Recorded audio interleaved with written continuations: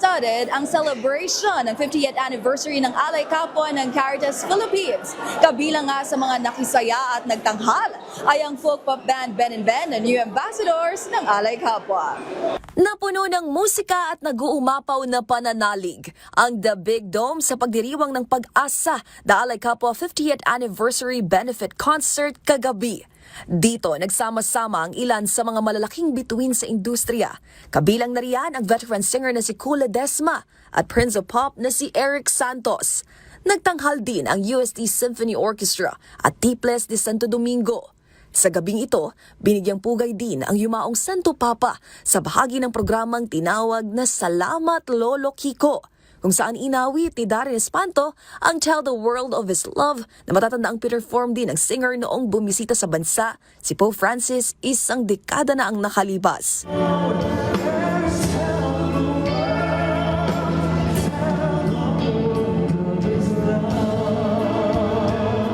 Habang nagpaabot din ng mensahe ang Alay Kapwa Ambassadors at Large na sina Charo Santos Concho at Boots Anson Roa Rodrigo. At syempre, ang headliner sa pagdiriwang ng Pag-asa, ang award-winning band Ben and Ben na new ambassadors ng Alay Kapwa.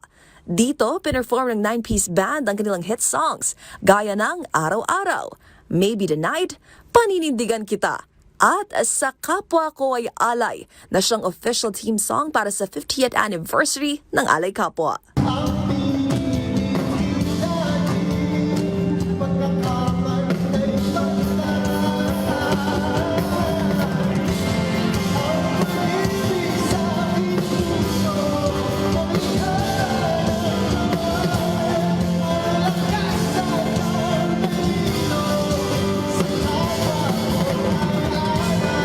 Ang kantang ito ay mula sa panulat ni Robert Labayen at nilapatan ng musika ni Jonathan Manalo.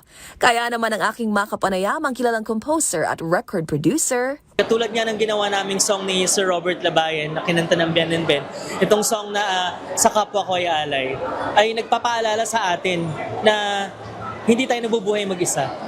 Na tayo ay nabubuhay ng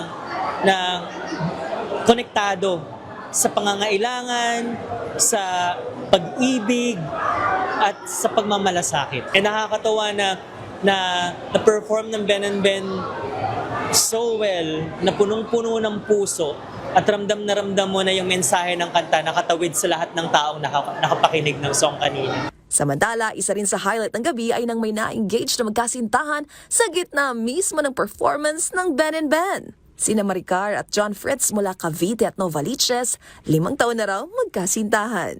Sobrang saya po talaga. Pangarap namin to, Ben and Ben. Matagal na po namin pinagpaplanuhan na manood ng concert. But this is it, Pansit. With proposal. Pwede po ba makita ang inyong Yeah! So gusto ko siya gawing public because I want to publicly declare how much I love Maricar.